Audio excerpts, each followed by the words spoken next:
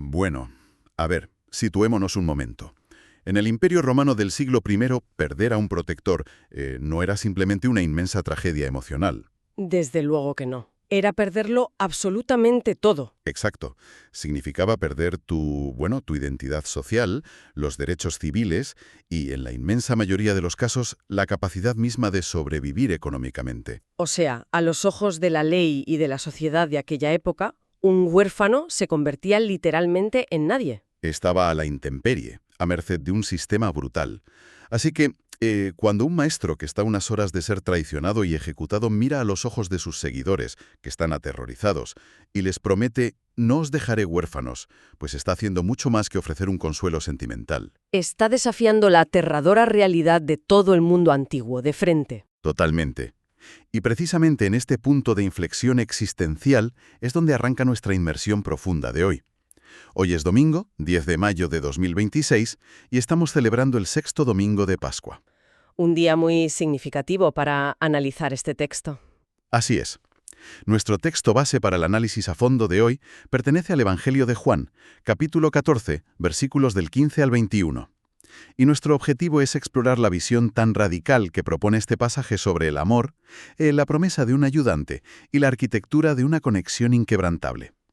Así que, vale, vamos a desgranar esto. Me parece perfecto, porque hay una densidad monumental en este documento que exige detenerse con calma. Pues para sentar las bases sobre las que vamos a debatir, voy a leer primero el texto íntegro, palabra por palabra, tal y como se recoge en la fuente litúrgica. En aquel tiempo, Jesús dijo a sus discípulos: «Si me amáis, guardaréis mis mandamientos. Y yo pediré al Padre, y os dará otro ayudante, para que esté con vosotros para siempre, el Espíritu de la verdad, a quien el mundo no puede recibir, porque ni le ve ni le conoce. Vosotros le conocéis, porque mora con vosotros y estará en vosotros. No os dejaré huérfanos, vendré a vosotros. Todavía un poco, y el mundo no me verá más, pero vosotros me veréis, porque yo vivo, vosotros también viviréis. En aquel día conoceréis que yo estoy en mi Padre y vosotros en mí, y yo en vosotros. El que tiene mis mandamientos y los guarda, ese es el que me ama. Y el que me ama será amado por mi Padre. Y yo le amaré y me manifestaré a él».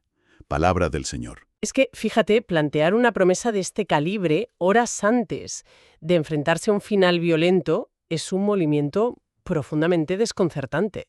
Es casi contraintuitivo, la verdad. Muy desconcertante. De hecho, para comprender verdaderamente la magnitud de la solución que se ofrece aquí, resulta vital ahondar en esa imagen central de la orfandad que mencionábamos al principio. No se está hablando de un concepto romántico de soledad. No. Hablamos de una vulnerabilidad existencial absoluta frente a una maquinaria imperial implacable. Para intentar tender un puente hacia nuestra psicología de hoy en día, pues resulta útil imaginar una versión a menor escala. A ver, ¿qué tienes en mente? Cualquiera que haya estado en un centro comercial abarrotado en plenas rebajas, o en una calle muy transitada, y haya soltado por un segundo la mano de un niño. Pero si a eso le añadimos la capa histórica, sin una figura protectora o un paterfamilias, pues no existía ninguna red de seguridad estatal a la que aferrarse. Era el abismo. Claro. Entonces, al pronunciar la promesa, «no os dejaré huérfanos, vendré a vosotros», se está garantizando protección legal, social e identitaria, en un entorno que pronto se volvería letalmente hostil. Lo fascinante aquí es el mecanismo que utiliza el texto para resolver este problema. Porque, frente a la inminente ausencia física, no se ofrece un reemplazo físico inmediato. O sea, no nombra un nuevo líder terrenal para sustituirle. Efectivamente, se plantea, en cambio, una interconexión vital que desafía por completo nuestra comprensión del espacio y del tiempo. Cuando el pasaje afirma «porque yo vivo, vosotros también viviréis», está expandiendo la definición misma de la palabra vida. Pasa de ser un simple proceso de latir y respirar a una vitalidad que emana de una conexión que trasciende la biología. Una conexión indestructible. Abordarlo desde una perspectiva ontológica ayuda mucho a clarificarlo. Está describiendo una comunión fundamental donde la fuente original de toda realidad fluye directamente hacia los seguidores. Es decir, la muerte, que era el evento que aterrorizaba a los discípulos, queda relegada a un mero umbral transitorio. Exacto. La línea de conexión no se corta, sencillamente cambia de formato. Resulta casi difícil imaginarlo de forma gráfica. Es como contemplar un juego de muñecas rusas infinitas, ¿verdad? Yo en mi Padre, vosotros en mí y yo en vosotros. Todo parece contenido dentro de todo simultáneamente. Da la sensación de ser una matriz de relaciones entrelazadas donde es imposible aislar un solo elemento. Pero aquí es donde se pone realmente interesante, porque, por muy poética que suene esta arquitectura de pertenencia, encontramos una fricción ineludible en el documento. Te refieres a la primera frase, ¿verdad? Sí, toda esta inmensa red de seguridad viene precedida por una exigencia que a oídos modernos suena, altamente transaccional. El pasaje dice, «Si me amáis, guardaréis mis mandamientos». Y hoy en día concebimos el amor de una forma diametralmente opuesta. Totalmente. El amor moderno es casi puramente pasivo.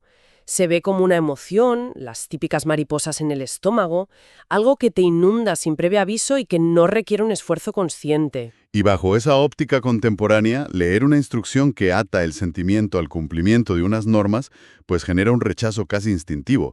Parecería que estamos ante un contrato puramente burocrático. Como si fuera una lista de verificación, donde el afecto se compra a base de buen comportamiento, claro. Y vamos a ser muy críticos con esto, porque las implicaciones son serias. Condicionar el amor a la obediencia tiene un historial horriblemente oscuro en nuestra civilización. Si me quieres, harás lo que te digo, es literalmente la excusa de los tiranos. Desde luego. Es el guión clásico de las relaciones abusivas y de la manipulación. Hoy vemos las consecuencias de este amor condicional en forma de ansiedad crónica. Personas agotadas tratando de ser perfectas para merecer afecto. Entonces, ¿cómo distinguimos una coerción opresiva de la dinámica espiritual que defiende este texto? Abordar esa fina línea es crucial, de verdad. Si un líder humano exige obediencia ciega como peaje para dar protección, estamos ante una tiranía. La diferencia subversiva que presenta este texto reside en el significado original de la palabra amor. Que en los textos griegos del Nuevo Testamento es el ágape, ¿no? El ágape, exactamente.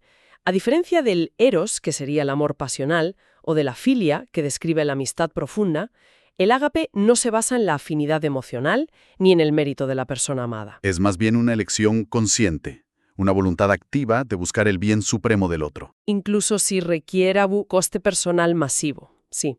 Y recordemos que en los versículos inmediatamente anteriores a este capítulo, el mandamiento principal que se establece no es una lista de reglas de vestimenta o rituales. Claro, el mandato fundacional es que os améis unos a otros como yo os he amado. Por consiguiente, guardar los mandamientos no equivale a una sumisión servil ante un déspota.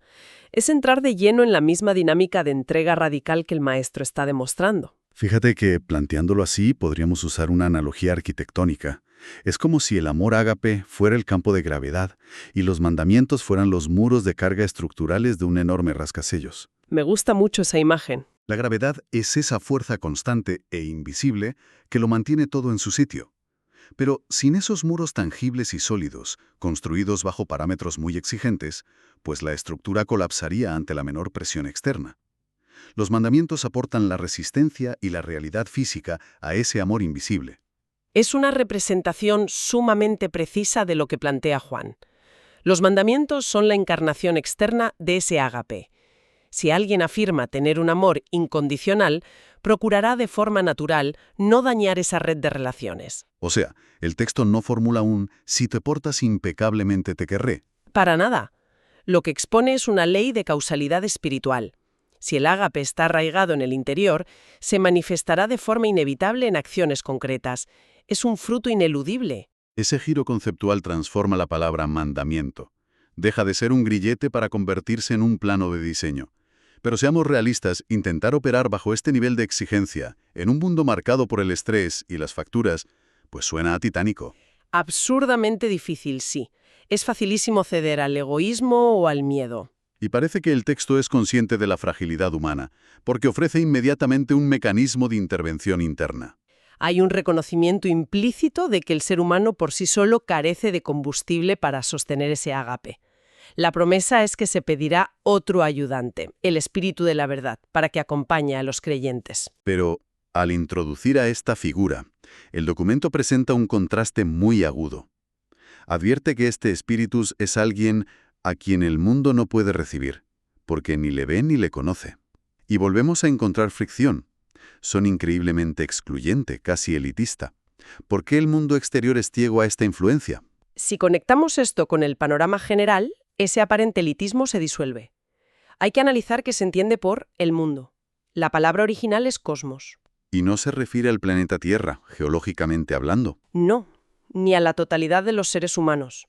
El cosmos aquí encapsula un sistema hiperorganizado de valores, una arquitectura mental basada en la acumulación de poder, en la dominación y en lo empíricamente cuantificable. En otras palabras, la filosofía que dicta que tu valor reside únicamente en tu productividad o en tu estatus social, lo que se puede auditar en una hoja de cálculo. Exactamente. Y bajo esa pesada arquitectura mental, el cosmos carece de la capacidad para recibir al espíritu. No por un decreto mágico que se lo prohíba, sino por una ausencia total de herramientas de percepción. El sistema demanda pruebas empíricas de poder, ejércitos, capital financiero, y el espíritu opera en la frecuencia de la vulnerabilidad y el cuidado del marginado.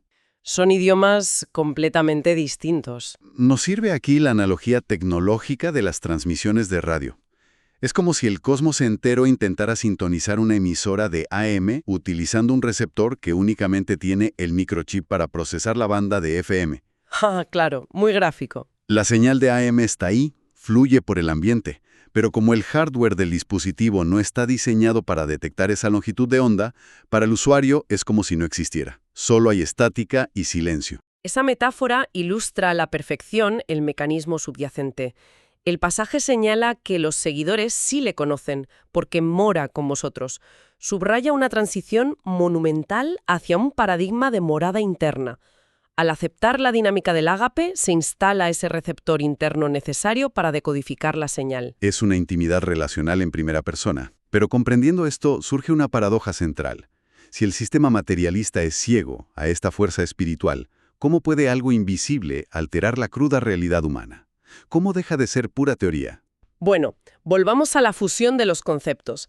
Si el ágape es la gravedad invisible y los mandatos de cuidado son los muros de carga, el sistema no puede ver la gravedad, pero definitivamente no puede ignorar que hay un muro sólido frente a él. Llegamos al núcleo del asunto.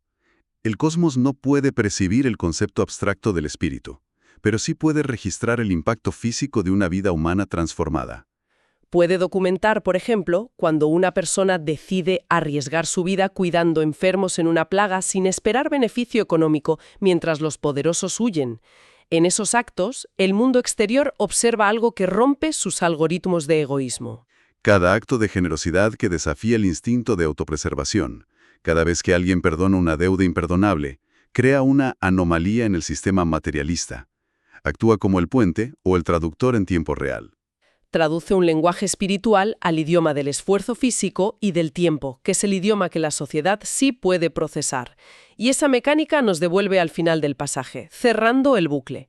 El que me ama será amado por mi Padre, y yo le amaré, y me manifestaré a él. La verdadera manifestación de lo divino no requiere milagros cósmicos que rompan la física.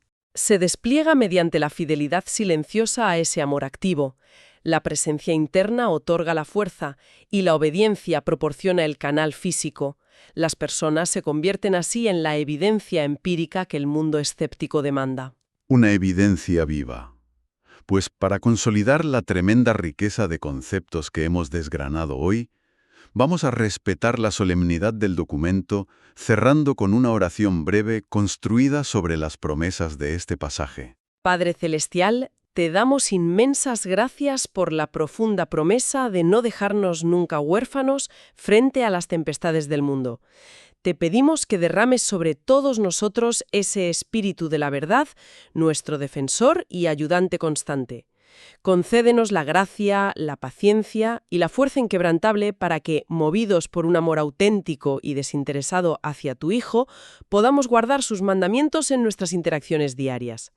Que nuestras decisiones ordinarias sean el canal a través del cual tu presencia pacificadora y sanadora se manifieste de forma tangible en el mundo. Amén. Amén. Al concluir, hemos visto cómo el texto requiere que ese ágape se materialice en acciones para que lo invisible cobre forma. Pero todo este análisis nos empuja a una reflexión final. Habitamos en un entorno dominado por métricas de rendimiento e interacciones algorítmicas fugaces, en un mundo donde el ruido de ese cosmos ensordece más que nunca. ¿Qué ocurre a nivel social cuando una cultura entera atrofia o incluso apaga de manera voluntaria ese receptor de AM esencial para percibir la empatía? Es una pregunta inquietante. Si la capacidad colectiva de ejercer ese amor de entrega absoluta llega a desaparecer bajo el ruido del interés propio, ¿qué nuevas y devastadoras formas de orfandad estaremos condenados a crear en el futuro cercano? Es un dilema monumental que dejamos sobre la mesa. Ha sido un absoluto privilegio compartir este espacio de reflexión y análisis riguroso para dar sentido a uno de los textos más influyentes de la historia. A quien nos escucha, muchísimas gracias. Nos escuchamos en la próxima Inmersión Profunda.